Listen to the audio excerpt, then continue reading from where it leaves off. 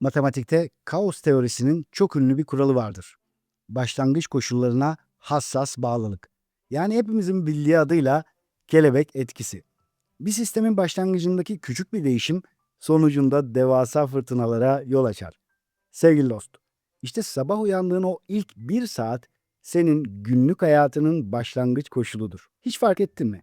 Bazı insanlar daha yataktan çıkmadan gününü kaybediyor. Daha yüzünü yıkamamış, kimseyle konuşmamış ama zihninde eski problemler sekmesi çoktan açılmış. Dünkü tartışma açılmış. Yarınki korku açılmış, eski kimlik açılmış. Ve insan daha güne başlamadan kendi bilinçaltına sessizce şu komutu vermiş oluyor. Bugün de dünkü ben olarak yaşayacağım. Bugün Bilinçaltı Kodlar serimizin 14. videosunda kaderini yeniden yazacağın o en kritik zaman dilimini konuşacağız. Yani sabahın ilk bir saati. Ve odaklanacağımız şey güne nasıl başlarsan o frekansla şekillenir. Bilinçaltın öyle programlanır. Çünkü birçok insan yeni günün başladığını zanneder ama aslında sadece takvim yaprağı değişmiştir. İçeride çalışan işletim sistemi dünün aynısıdır. Aynı düşünceler aynı kimyasalları üretir. Aynı kimyasallar aynı duyguları oluşturur. Ve aynı duygularla bambaşka bir hayat yaşayamazsın. Joe Dispenza'nın da sık sık vurguladığı o sarsıcı gerçekle başlayalım. Aynı kişi olarak kalıp bambaşka bir hayat beklemek, eski bir yazılımla yeni bir kader çalıştırmaya benzer. O halde sistemi güncellemeye başlayalım mı? 8 bölümde konuşacağız ve birinci bölüm sabah eski benliğin yükleme ekranıdır. Sevgili dost, çok basit ama çok derin bir şey söyleyeceğim. Birçok insan sabah aslında uyanmıyor, eski hayatını yeniden başlatıyor. Belki sen de onlardan biri olabilirsin. Gözünü açıyor insanlar daha bedeni yatakta ama zihni çoktan geçmişte. Bugünkü işlerini düşünmüyor sadece. Dünkü kırılganlığını düşünüyor. Geçen haftaki konuşmayı düşünüyor. Ay sonundaki ödemeyi düşünüyor. Cevap vermesi gereken mesajı düşünüyor. Kendisini üzen kişiyi düşünüyor. Başaramadığı hedefi düşünüyor. Ve daha güne başlamadan beden eski kimyayı üretmeye başlıyor. Çünkü zihninden geçen her düşünce bedende bir kimyasal karşılık oluşturur. Sen bir problemi düşündüğünde bedenin sadece bir düşünce geçti demez. O düşünceye uygun kimyasallar yani hormonlar üretir. Kaygılı düşünürsen bedenin kaygıya hazırlanır. Öfkeli düşünürsen beden savaşa hazırlanır. Suçluluk düşünürsen bedenin büzülmeye hazırlanır. Değersizlik düşünürsen beden kendini aşağı çekmeye hazırlanır. Yani sabah ilk düşündüğün şey çoğu zaman o gün yaşayacağın duygusal iklimin kapısını açar. Bunu şöyle düşün, bilgisayarı açıyorsun, eski programlar otomatik başlıyor. Arka planda çalışan dosyalar açılıyor, sistem yavaşlıyor ve sen diyorsun ki bugün neden yine aynı ağırlık var? Çünkü eski dosyaları kapatmadan yeni bir gün açmaya çalışıyorsun. İşte bilinçaltımız da böyle çalışıyor. Bilinçaltı hayatın arka planında çalışan işletim sistemidir. Ve sabah ilk saatlerde ya eski yazılımı açarsın ya da yeni bir güncelleme başlatırsın. Güne nasıl başlarsan bilinçaltın öyle programlanır. Eğer sabah eski benliğin düşüncelerini tekrar edersen o düşünceler aynı seçimleri doğurur, aynı seçimler aynı davranışları doğurur, aynı davranışlar aynı deneyimleri doğurur. Aynı deneyimler de aynı duyguları ve aynı duygular tekrar aynı düşünceleri çağırır. Bu artık kısır bir döngüdür. İnsan bunu kader zanneder ama çoğu zaman kader değil, tekrar eden programdır. Sonunda yine kadere dönüşür ama bizim irademiz dışında değildir. Bak burada çok dikkat etmemiz gereken bir şey var. Güne başlarken kendine şunu sormalısın. Ben bugün yeni bir güne mi başlıyorum yoksa eski benliğimi yeniden mi başlatıyorum? Çünkü sabah düşüncelerin seni geçmişe bağlarsa bedenin de geçmişte yaşamaya başlar. Sen yataktan bugün kalkmış olabilirsin ama bedenin hala dünün stresindedir. Zihnin hala geçen senenin kırılganlığındadır. Kalbin hala eski bir hikayenin içindedir ve sen bugünü geçmişin kimyasıyla yaşamaya başlarsın. İşte bu yüzden sabah ilk bir saat çok değerlidir.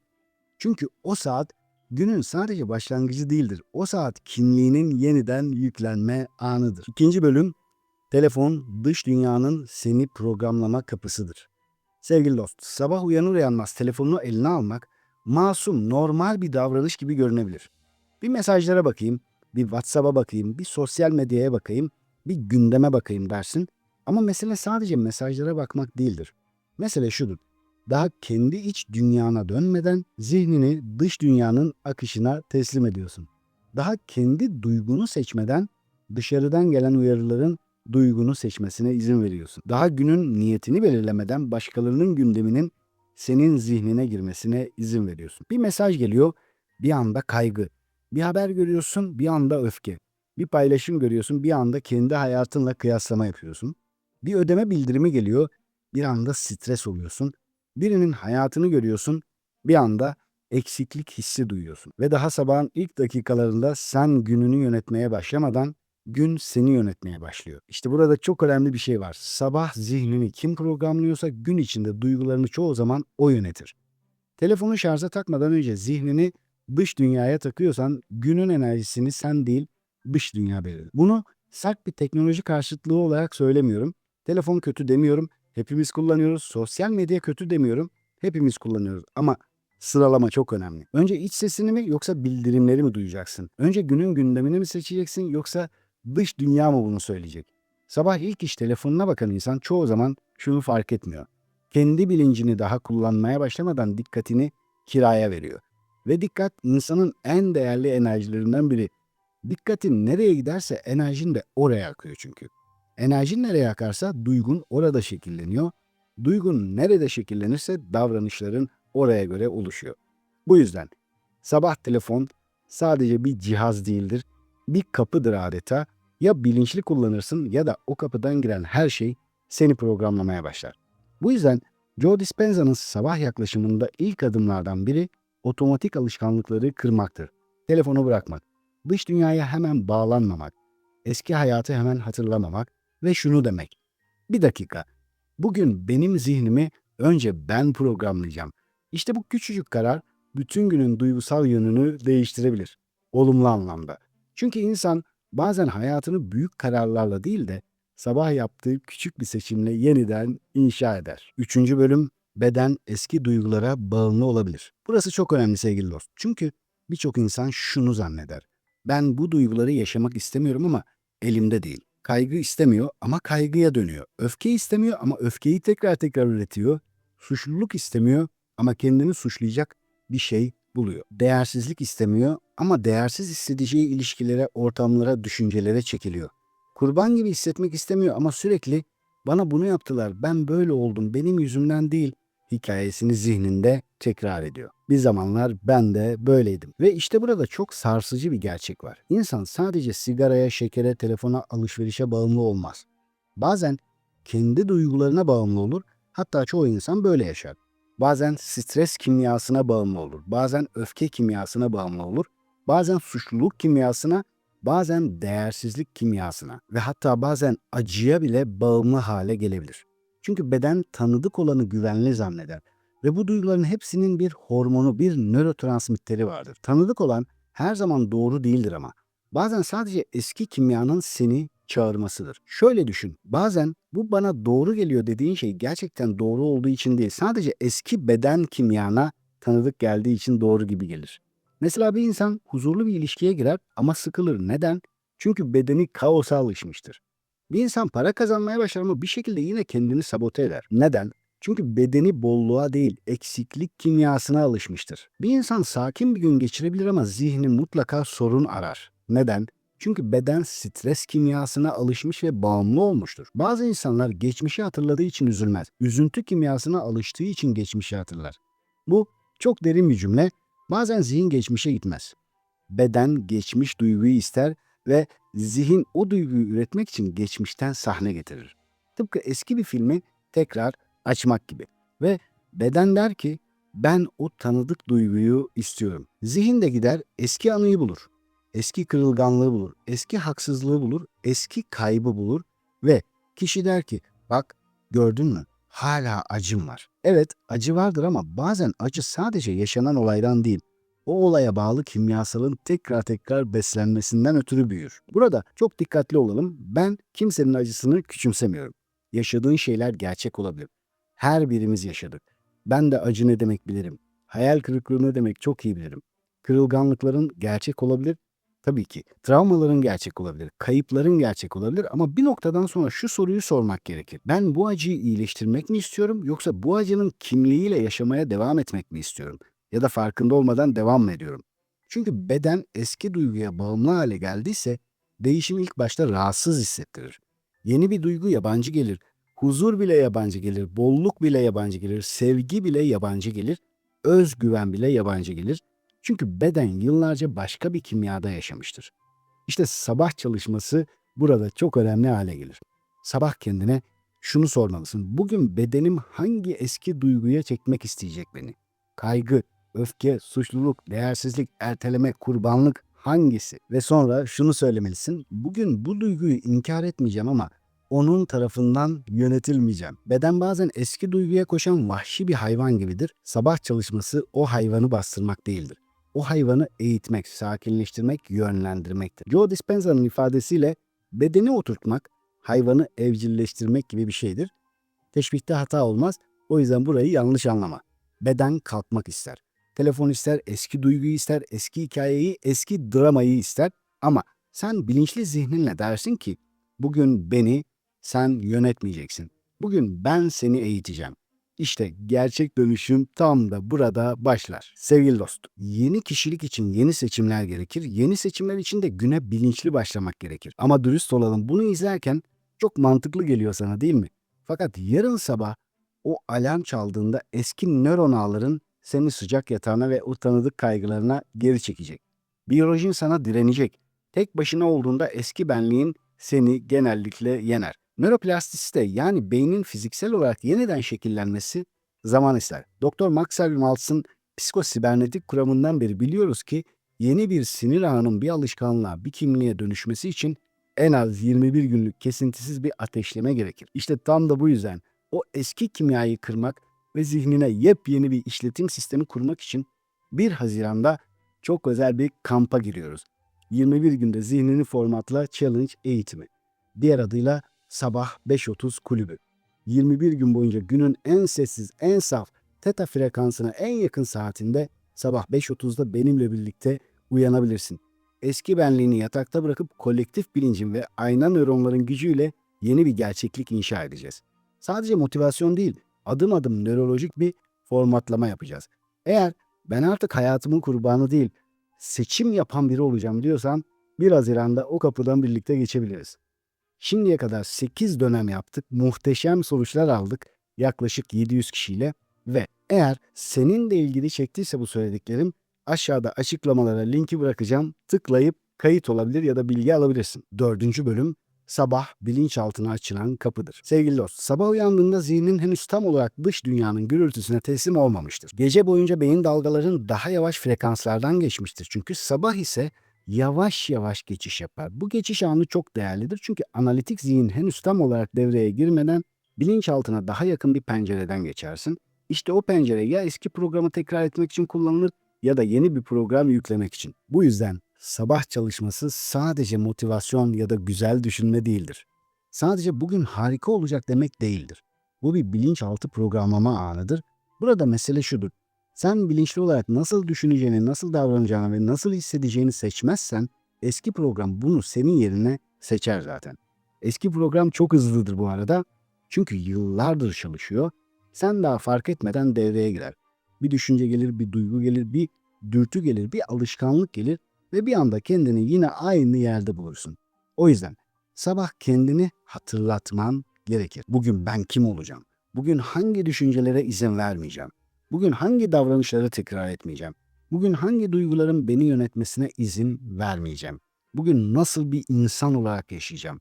Bak, bu sorular sıradan sorular değil. Bunlar bilinçaltına verilen yön komutlarıdır. Çünkü zihin şunu ister. Netlik. Netlik olmazsa o kendi bildiğini yapar. Belirsizliği hiç sevmez. Sen ona net bir resim verirsen o resme doğru çalışmaya başlar. Ama sen sabah hiçbir şey seçmezsen beynin en tanıdık olan resmi bulur ve seçer. En tanıdık resim de genelde geçmişindir. İşte bu yüzden güne bilinçli başlamak, eski benliği otomatik yüklemek demektir. Sabah kendine bağlanmak, dış dünyadan önce iç dünyayı düzenlemektir. Ve bunu her gün yapmaya başladığında yavaş yavaş yeni bir sinirsel yol inşa etmeye başlarsın. Başlarda tabii ki zor gelir. Çünkü eski yol otobandır adeta, yeni yol patika gibidir. Ama her sabah o patikadan yürürsen bir süre sonra o patika genişler, yol olur, sonra senin yeni normalin olur. 5. Zihinsel prova yeni benliği bedenine öğretir. Bu bölüm çok kritik çünkü birçok insan zihinsel provayı sadece hayal kurmak zannediyor. Oysa doğru yapılan zihinsel prova beyne ve bedene yeni bir ihtimali öğretmektir. Joe Dispenza'nın da çok sık anlattığı meşhur piyano deneyi var. Kısaca söyleyelim, kanalı takip ediyorsan daha önce duymuşsundur benden. Harvard Üniversitesi'nde bir grup insan ikiye bölündü. Bir gruba dendi ki her gün piyano çalışacaksınız. Diğer gruba da basitçe dendi ki her gün telkinle size piyano çaldığınızı hayal ettireceğiz. Ve 30 gün sonra şöyle bir tespit yapıldı. Gerçekten çalanların da hayal edenlerin yani düşleyenlerin de zihninde aynı nöral ağlar oluşmuştu. Yani hayal etmenin bile beynin kas bağlantısını etkileyebildiğini gösteren çok özel bir deney bu. Ama bugün sana daha az konuşulan çok güzel başka bir çalışmadan da bahsedeceğim. Burada katılımcılar ya bazı nesneleri gerçekten görüyor ya da aynı nesneleri zihninde canlandırıyorlardı. Yani bir durumda dış dünyadan gelen gerçek bir görsel var, diğer durumda kişi o görseli zihninde oluşturuyor. Araştırmanın sonucu bize şunu gösteriyor. Görsel imgeleme ile gerçek görsel algı beynin birçok ortak sinirsel mekanizmasını kullanıyor. Elbette bu hayal ile gerçek her zaman birebir aynıdır demek anlamına gelmiyor. Bilimsel olarak böyle kaba bir cümle kurmak doğru olmaz. Ama şunu söyleyebiliriz. Zihin canlı bir imge oluşturduğunda beyin gerçek algıyla ilişkili sistemlerin önemli bir kısmını devreye alıyor. Bu çok büyük bir deney. Açıklamalarda ayrıntısını vereceğim. Çünkü sen zihninde neyi tekrar tekrar canlandırırsan beyin o sahneye göre kendini hazırlamaya başlıyor. Eğer sabah zihninde eski tartışmaları prova edersen bedenin tartışmaya hazırlanır. Eğer eski korkuları prova edersen bedenin korkuya hazırlanır. Eğer bugün yine yetişemeyeceğim sahnesini prova edersen bedenin yetersizliğe hazırlanır. Eğer ben yine söylemek istediğimi söyleyemeyeceğim diye prova edersen bedenin geri çekilmeye hazırlanır. Ama bunun tersi de mümkün. Sabah gözlerini kapatıp şunu prova edebilirsin. Bugün eleştirildiğimde sakin kalacağım. Bugün telefona koşmak yerine ilk önemli işime başlayacağım. Bugün kaygı geldiğinde nefesime odaklanacağım. Bugün para konuşurken korkuyla değil güvenle hareket edeceğim. Bugün bedenime iyi gelecek seçimi yapacağım. Bugün eski benliğimi değil seçtiğim geleceği prova edeceğim. İşte bu sadece hayal kurmak demek değildir. Bu yeni benliği bedenine öğretmektir. Çünkü beden tekrar edilen şeyi öğrenir. Bir duygu yeterince tekrar edilirse beden onu tanır. Bir davranış yeterince tekrar edilirse beden onu otomatikleştirir. Bir kimlik yeterince prova edilirse zihin o kimliğe uygun davranışları daha kolay seçmeye başlar. Burada çok önemli bir şey daha var. Sen sabah eski sahneyi prova ettikçe bedenin eski hayata hazırlanır. Yeni sahneyi prova ettikçe bedenin yeni kimliğine alışmaya başlar. İşte zihinsel prova bu yüzden çok güçlüdür. Çünkü gelecekte olmak istediğin insanı bugünün bedenine taşımaya ve tanıtmaya başlarsın. 6. bölüm geleceğin duygusunu şimdiden üret. Çoğu insan şöyle düşünüyor. Başarırsam özgüvenli hissedeceğim. Para kazanırsam huzurlu hissedeceğim. Biri beni severse değerli hissedeceğim. İyileşirsem bütün hissedeceğim. Hayalim gerçekleşirse mutlu olacağım. Bunlar son derece insani ve anlaşılır bir düşünce gibi gelir ama dönüşüm açısından eksiktir. Çünkü bu modelde sen duygunu dış dünyaya emanet etmiş olursun. Yani dersin ki dış dünya değişirse ben de değişeceğim. Oysa bilinçaltı dönüşümde asıl mesele şudur. Ben iç dünyamı değiştirerek dış dünya ile kurduğum ilişkiyi değiştirebilir miyim? Çoğu insan geleceği bekler. Dönüşen insan geleceğin duygusunu bugünden bedenine öğretir. Bak, bunu yanlış anlamayalım. Bu hiçbir şey yapma, sadece hisset demek değil. Bu gerçeği inkar et demek de değil. Yani borcun varken bolluk varmış gibi davran. Böyle yüzeysel bir şey değil. Ben zenginim, ben zenginim demek de değil. Bu şu demek. Eğer sen sürekli eksiklik duygusuyla hareket edersen kararların eksiklikten doğar. Eğer sen korkuyla hareket edersen seçimlerin korkudan doğar.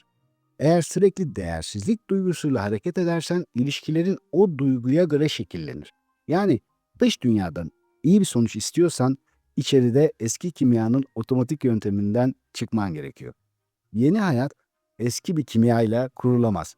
Bu cümleyi çok iyi düşünün. Yeni hayat eski bir kimyayla kurulamaz. Özgüvenli bir hayat istiyorsan, özgüven duygusunu sadece sonuca bağlamamalısın.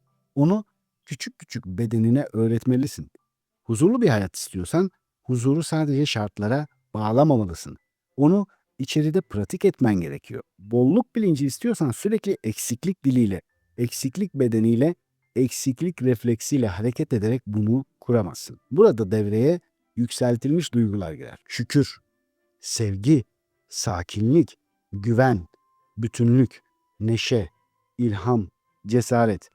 Gerçek şu ki bunlar da her an hayatımızda var. Bunların karşıtları olumsuz duygular da. Ve az önce saydıklarım sadece güzel duygular değil. Bunlar bedenin kimyasını değiştiren duygusal durumlardır. Hangisine dönersek ona odaklanır ve onu çoğaltırız. Yine burada bilimsel tonu dikkatle kurmak istiyorum. Bunu mucizevi bir vaat gibi anlatmak istemiyorum. Şunu hisset, bütün hastalıklar geçsin demiyorum. Ama gerçek şu, zihin beden ilişkisi üzerine çalışmalar bize şunu düşündürüyor. Duygusal durumumuz, stres düzeyimiz, beden algımız, davranışlarımız ve sağlığımız üzerinde güçlü etkiler oluşturabilir. Dolayısıyla sabah birkaç dakika geleceğin duygusunu çalışmak yalnızca romantik bir hayal değil, sinir sistemine yeni bir referans vermektir. Kendine şunu sor lütfen. Ben bugün hangi duyguyu beklemeyeceğim? Şimdiden üretmeye başlayacağım. Huzur mu, güven mi, şükür mü, güç mü, sevgi mi, bütünlük mü? Çünkü bedenin yeni geleceği tanıması için o geleceğin duygusunu bugünden hissetmeye başlaması gerekir. 7. bölüm kurban kimliğinden kazanan kimliğine geç. Sevgili dostum, bu bölüm çok önemli. Çünkü sabah rutini dediğimiz şey sadece meditasyon, nefes, gözlerini kapatmak, zihinsel prova değildir. Asıl mesele şudur. Ben bugün hayatımın kurbanı olarak mı uyanıyorum yoksa seçici biri olarak mı? Neye odaklanacağını, ne yapacağını, ne düşüneceğini seçen biri olarak mı? Çünkü kazananlar böyle yapar. Kurban zihni sabah şunu sorar. Bugün bana ne olacak? Kazanan zihni ise bugün ben kim olarak yaşayacağım? Aradaki fark muazzamdır. Kurban zihni dış dünyayı bekler. Biri beni üzmesin, biri beni motive etsin, biri bana değer versin, trafikte kimse bana korna çalmasın, şartlar düzelsin, ekonomi düzelsin, insanlar değişsin, ailem beni anlasın, eşim değişsin, patronum değişsin, geçmişim silinsin, sonra ben değişirim. Kazanan zihin ise şöyle der. Ben dış dünyayı değiştiremeyebilirim ama bugün nasıl düşüneceğimi, nasıl tepki vereceğimi, hangi duyguda kalmak için çalışacağımı ve hangi insan olarak davranacağımı seçebilirim. Bu sorumluluk almaktır. Ama dikkat et, sorumluluk almak kendini suçlamak değildir. Geçmişte yaşadığın her şeyin sebebi sensin demek de değildir. Acılarını inkar etmek demek de değildir. Haksızlıkları yok saymak da değildir. Sorumluluk almak şudur. Yaşadıklarımın tamamını ben seçmemiş olabilirim. Ancak bundan sonra bu yaşadıklarımla nasıl bir insan olacağımı seçmeye başlayabilirim. İşte bu çok güçlü bir geçiştir. Kurbandan kazanana geçiş. Seçim yapan kişiye geçiş. Geçmişin tutsağı olmaktan geleceğin inşacısı olmaya geçiş. Bunu sabah yapmak çok önemlidir. Çünkü sabah ilk dakikalarda eski hikayen devreye girebilir. Az önce de konuştuk ama tekrar etmekte fayda var. Ben zaten böyleyim, benim hayatım böyle, kimse beni anlamıyor, ben ne yaparsam yapayım değişmez. Benden geçti, benim şartlarım zor. Sevgili dost, gerçekten şartların zor olabilir ama zor şartlar içinde de insanın seçebileceği bir duruş vardır. Ve bu seçim sabah çalışmasını sadece bir pozitif düşünce olmaktan çıkarır. Bu bir kimlik seçimidir. Bugün kim olacağım? Kurban mı? Kazanan mı? Eski ben mi? Yeni ben mi? Otomatik pilot mu? Bilinçli bir seçim mi? Geçmişin kimyası mı? Geleceğin duygusu mu? Ve bak, burada bir şeyi çok net söylemek istiyorum. Kişiliğin kişisel gerçekliğini oluşturur. Nasıl düşündüğün, nasıl davrandığın, nasıl hissettiğin, bunların toplamı senin kişiliğindir. Eğer her gün aynı şekilde düşünüyor, aynı şekilde davranıyor, aynı şekilde hissediyorsan büyük ihtimalle aynı gerçekliği tekrar tekrar üretirsin. Yeni gerçeklik için yeni kişilik gerekir. Yeni kişilik için yeni seçimler gerekir. Yeni seçimler için de güne bilinçli bir şekilde başlamak gerekir. Ve son bölüm, yani 8 sabah 10 dakikalık yeni bir benlik protokolü. Uygulamaya geçiyoruz artık. Çünkü bu videodan sonra sadece evet güzel anlattı deyip çıkmanı istemiyorum. Yarın sabah uygulayabileceğin basit ama güçlü bir protokol vermek istiyorum. Adı Sabah 10 dakikalık yeni benlik protokolü. Bu protokolü sabah uyandıktan sonra mümkünse telefona bakmadan önce yap. Uzun olmak zorunda değil, mükemmel olmak zorunda hiç değil. Ama bilinçli olmalı. Çünkü güne bilinçli başlamazsan hayatı otomatik pilotta yaşarsın. Şimdi bu 10 dakikaya bakalım. Birinci dakika. 1 dakika telefonu eline almadan başlıyoruz buna. Sosyal medyaya bakmıyoruz, dış dünyayla ilgilenmiyoruz. Kendimizle ilgileniyoruz. Gözlerini kapatabilirsin, birkaç derin nefes alabilirsin ve içinden şöyle diyebilirsin. Bugün zihnimi önce ben programlayacağım. Bu kadar basit. Bu küçücük karar eski otomatik pilotu anında bozar. İkinci dakika, bedeni oturt. Beden kalkmak istemeyebilir, telefon isteyebilir, eski kaygıya gitmek isteyebilir, planlara koşmak isteyebilir.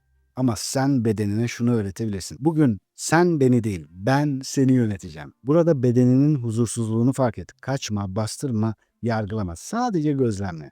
Çünkü sen bir programı gözlemlediğinde artık o programın kendisi olmaktan çıkarsın. O programı izleyen bir bilinç haline gelirsin. 3 ve 4. dakika, eski programı yakalama bölümü. Şimdi kendine 3 soru sor lütfen. Bugün hangi 2 düşünceye izin vermeyeceğim? Yani bu dakikalarda bunu soracaksın. Bugün hangi 2 davranışı tekrar etmeyeceğim? Bugün hangi 2 duyguya teslim olmayacağım? Mesela bugün yetişemeyeceğim düşüncesine izin vermeyeceğim. Bugün telefonda gereksiz kaybolma davranışını tekrar etmeyeceğim. Bugün suçluluk duygusunun beni yönetmesine izin vermeyeceğim. Ya da bugün değersizlik hikayesini asla beslemeyeceğim. Burada eski programı düşman ilan etmiyoruz. Onu fark ediyoruz. Çünkü fark edilmeyen program yönetir. Fark edilen program çözülmeye başlar. Geldik 5, 6 ve 7. dakika ne yapacağımıza. Burada yeni benliği prova ediyor. Bu dakikalarda gözlerini kapat. Bugün karşına çıkabilecek bir sahneyi zihninde canlandır. Ama eski tepkilerini değil, yeni bir tepkiyi prova et. Mesela bugün stres olduğunda nasıl duracaksın? Dik mi duracaksın, çökecek misin? Bugün biri seni eleştirdiğinde nasıl nefes alacaksın? Hemen tepki mi vereceksin yoksa derin bir nefes mi alacaksın? Sakin mi olacaksın? Bugün zor bir işe başlarken ilk adımı nasıl atacaksın?